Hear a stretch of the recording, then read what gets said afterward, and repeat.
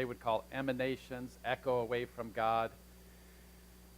And the farther you get from God, then those powers are able to create this world and cause all this problem and things. And they even went so far as to believe that Jesus Christ, or to teach that Jesus Christ wasn't God himself, but just one of these many steps from God. So very similar to Masons and their 32 degrees of secret knowledge that you progress up the way. Kind of evolutionary in its thought that as we learn more, we get closer to God. Paul's going to address that in his book here. And he started off by recognizing that these folks had a lot of good things going for them, and the things that they were told by Epaphras. And last week we looked at Paul's prayer, for beginning in verse 9. Paul writes in Colossians chapter 1, verse 9, "For this cause we also, since the day we heard it, do not cease to pray for you, and to desire that you might be filled with the knowledge of his will and all wisdom and spiritual understanding." Paul prayed that they might know. They might know God's will, they might know it in wisdom, and with spiritual understanding, being able to discern. Then verse 10, he prayed that they might walk worthy of the Lord unto all pleasing, being fruitful in every good work and increasing in the knowledge of God. Then in verse 11, he prayed that they might be strengthened with all might according to his glorious power, with patience, long-suffering, and joyfulness. And then in verse 12, he prays that they might be thankful. And at the same time, he moves from praying into preaching. As you look at the end of verse 12, and it's a semicolon, it's not the end of the sentence, the end of the thought. And so Paul's so comfortable in praying that you don't even notice when he begins to preach. But what he preaches here is really important, because he's going to talk about the preeminence or the importance of Christ. Whereas the book of Romans, Paul deals with like a systematic theology approach. Here in Colossians, he kind of gives his philosophy, his worldview, how we as Christians should see life. And every philosophy answers an important question in the area of ontology, meaning what's really real, what's the most important thing. You probably have some friends who think that material things are the most important things in life. Get as much of it as you can. You may even have some friends who are environmentalists. They think that nature is the most important thing. We certainly have in the news a lot of people who are into politics, and they think that the state, the government's the most important thing. That's what directs their life. And entertainment, pleasure is the most important thing. Most of those have at their root that man is the most important thing.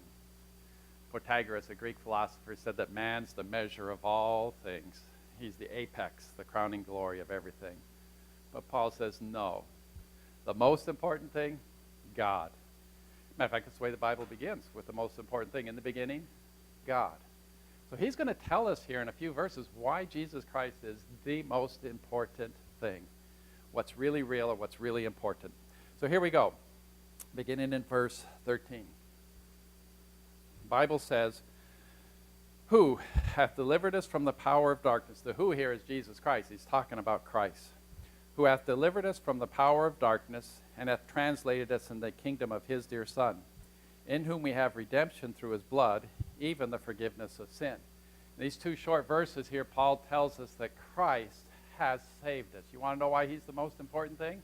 It's because Jesus Christ has saved us. And he uses four terms there in those two verses. Let's pick out those terms and talk about them for a minute here. What's the first one? What hath Christ done for us? Delivered us.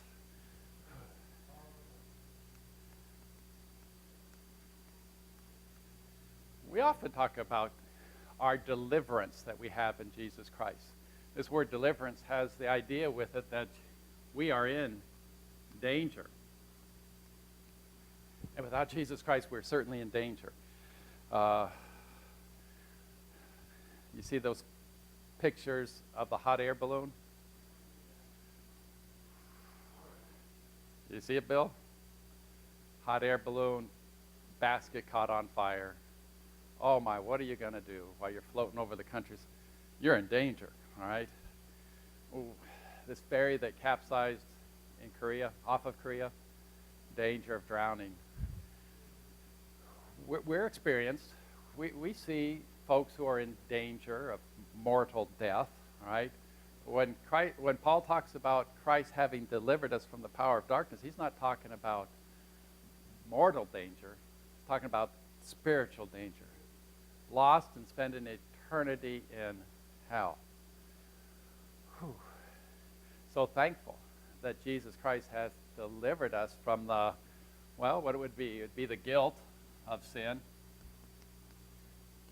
the penalty of sin. What else?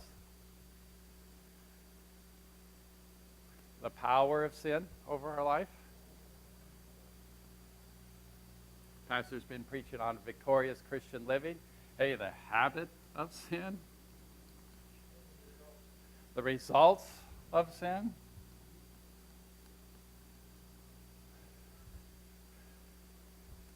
Oh, question there. I thought you were raising your hand. Did I hear? I can't hear. Oh, you didn't say anything. Well, no wonder I didn't hear. Okay. Joan? The darkness of hell. All right, the consequence. Man, so many areas there. Whew. That's enough for me right there. To put Jesus Christ as first, the most important thing. That he delivered us from the power of this darkness here. What else does it say there?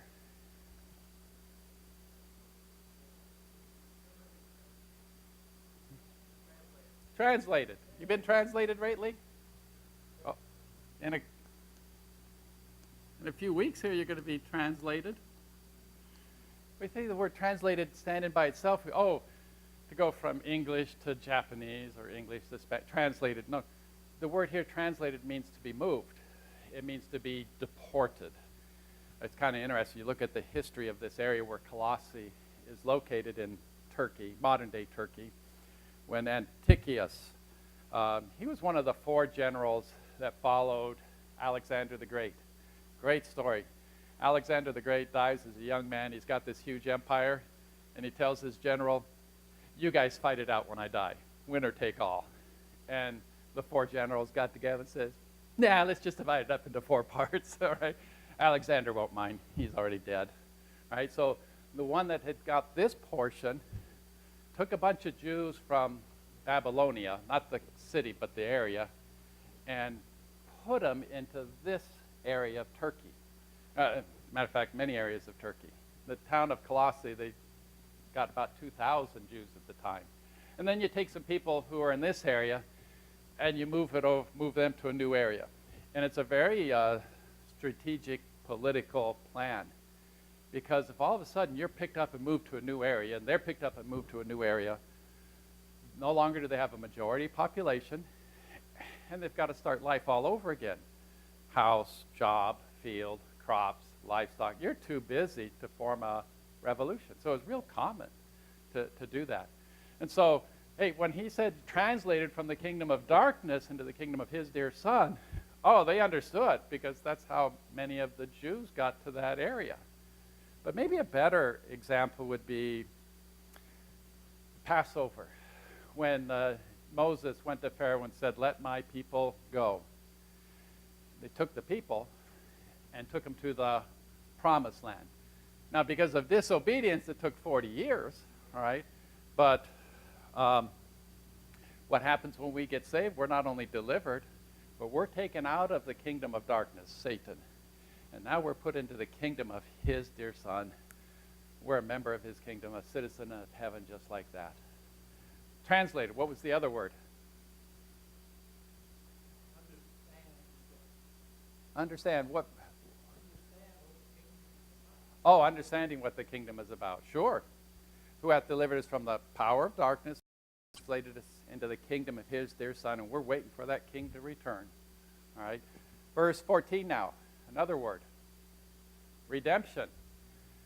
Whew.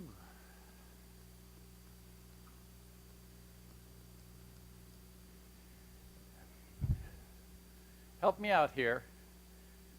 Years ago, Times Supermarket used to offer these little stamps. What were those stamps called again? Green stamps in California, but not royal stamps. Yeah. Every time you shopped at, how many of you remember the royal stamps? Oh, that means you are in the right class, all right? If you don't know about royal stamps, you belong in the young married class, okay? I can remember we collected all of those stamps, and we take them down to the Redemption Center, and they had all these things that had prices on them, so many stamps, and you could buy those things with the stamps. You redeemed them with the stamps, right?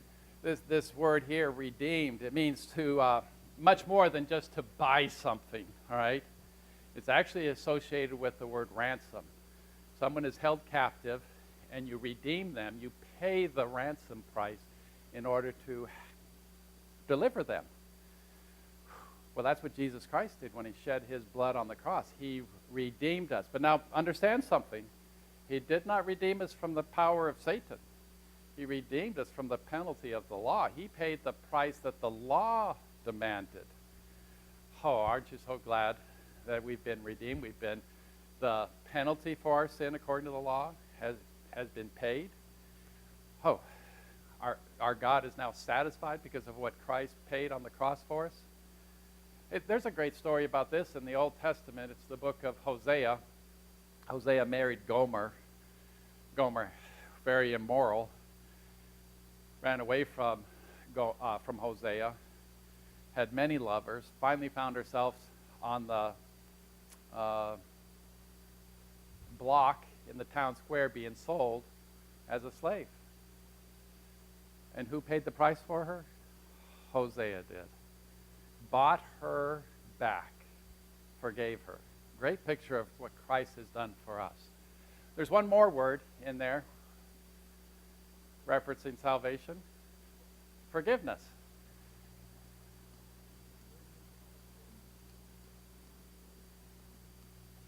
Forgiveness. To cancel a debt.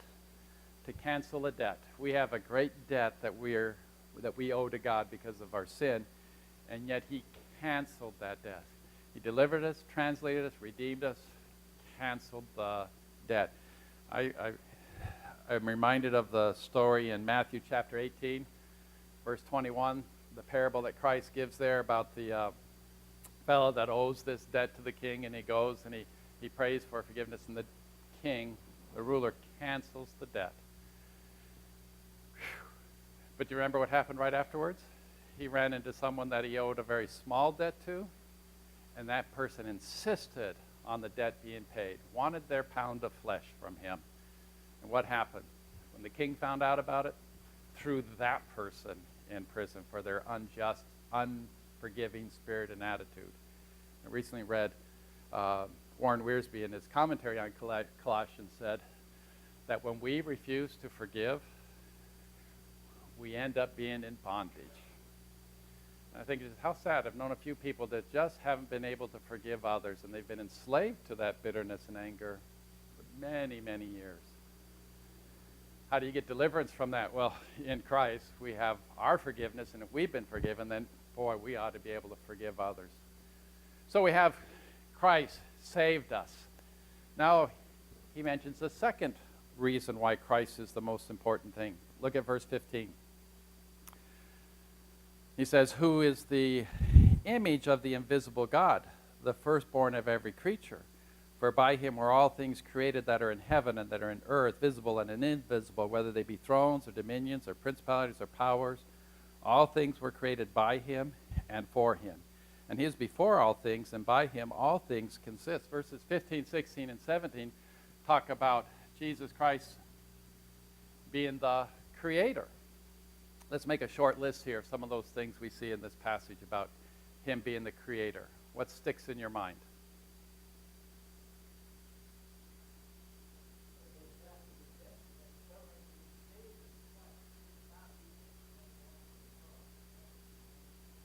Redeem. Okay.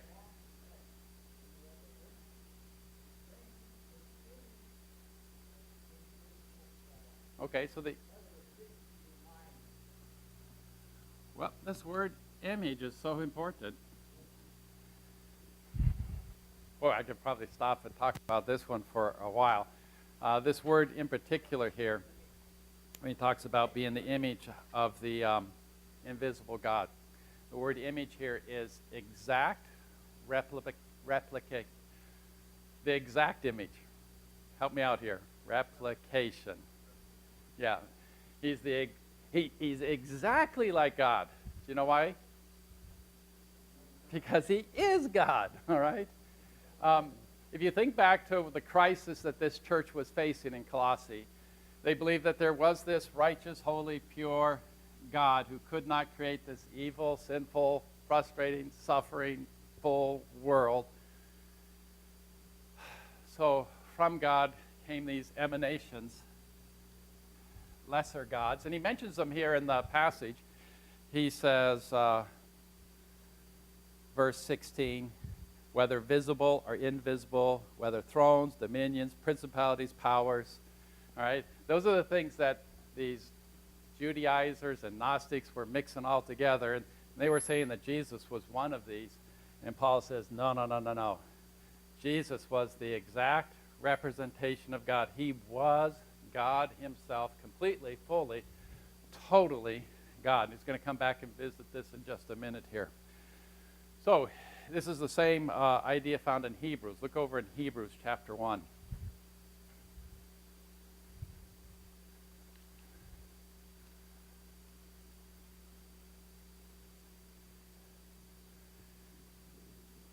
Hebrews chapter 1, verse 1.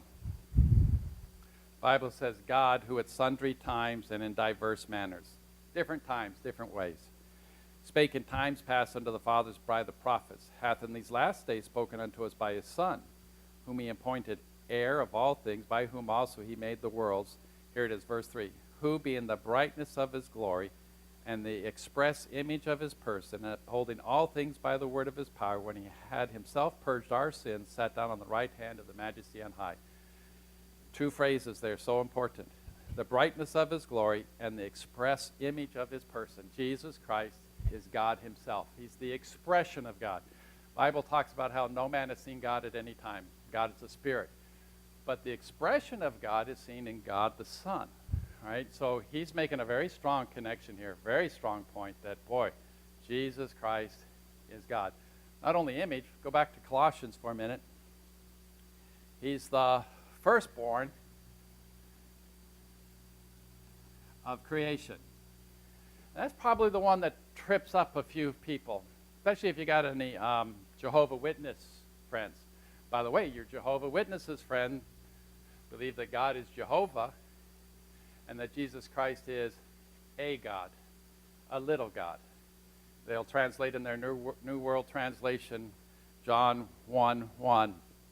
In the beginning was the Word, and the Word was a God, little g. But it's only the New World Translation that translates that word, that phrase that way. Their translation, right? Any other translation that say, in the beginning was the Word, and the Word was God, not a little God. But they come to a phrase like this, and they think firstborn, and they think of how we define that word in the 21st century here. Today's Mother's Day, right? Your firstborn. Your firstborn, Rosie? John. John is your firstborn. John? No? Katie. Katie's older. That's right. Katie's older than John. I knew that. Ed? Adelie's your firstborn, right? First in chronological order. Secondborn, thirdborn. You know, okay, I get it. But in the first century, this word firstborn doesn't have to do with chronological, the order that they're born, but in the importance. So, Rosie, which one is most important to you? Good answer, all right?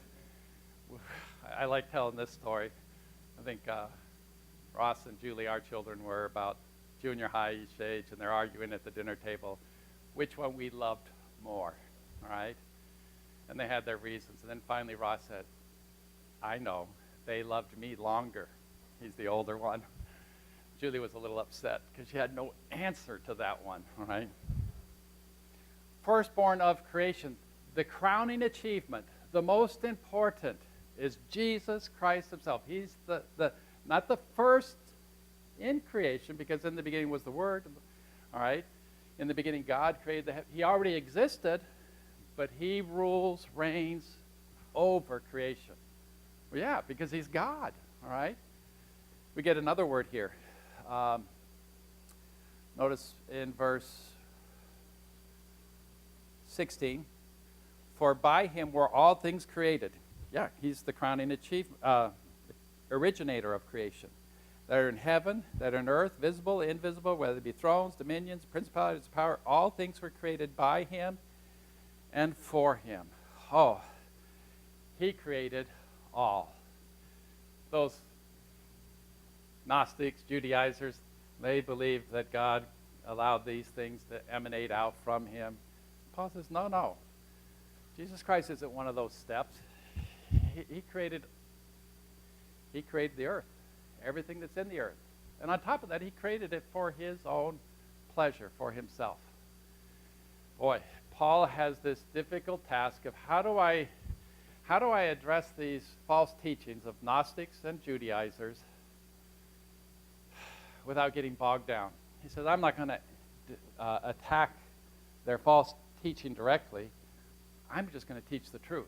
And it's that old saying, the best way to dispel darkness is just simply to turn on the light. So instead of identifying all the false teachings, because by the way, people like this, as soon as you answer one of their questions, they come up with a new one. So Paul says, no, I'm just going to teach the truth here, the foundation. And when you know the truth, you'll recognize the errors quite readily. That old illustration, the way they teach bank tellers and FBI agents, Secret Service agents to identify counterfeit money is how? Oh, maybe it's not that old, okay? They study the real thing. They don't study all the different counterfeits. They spend all their time studying. And then as soon as they touch one that's fake, boy, they know it right away. When I lived in Chattanooga, I worked for this lady, Aunt something. Aunt Polly. Aunt Polly was a little strange. She's the only person I would trust to do her jungle of a yard, all right? Her brother owned a construction company that built the Veterans Bridge over the Tennessee River. He could have sent the crew out there to do everything I did and get it all done in one day. I never finished her yard, all right? It was so bad. She kept 3 freezers down in her basement full of cakes. She would bake cakes. That was her job. Every now and then she'd bake a cake and take it to her brother at work, and he would give her a free car every year, a new car. That was how she got paid.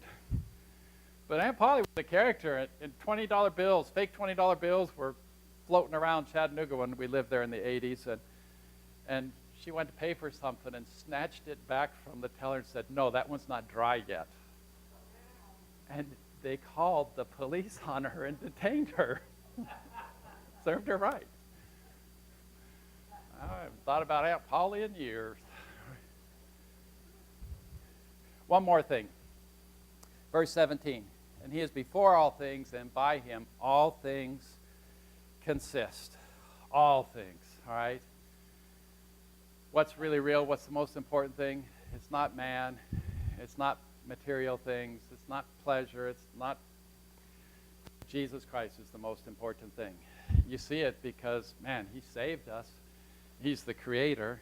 We're going to read that He's the head of the church. I like this last part, though, here where it says, and by Him all things are held together. I get to teach chemistry to our 11th and 12th graders, and we talk about the atom, the protons and neutrons and the subatomic particles that make up the center of the atom, the electrons, the negatively charged particles that exist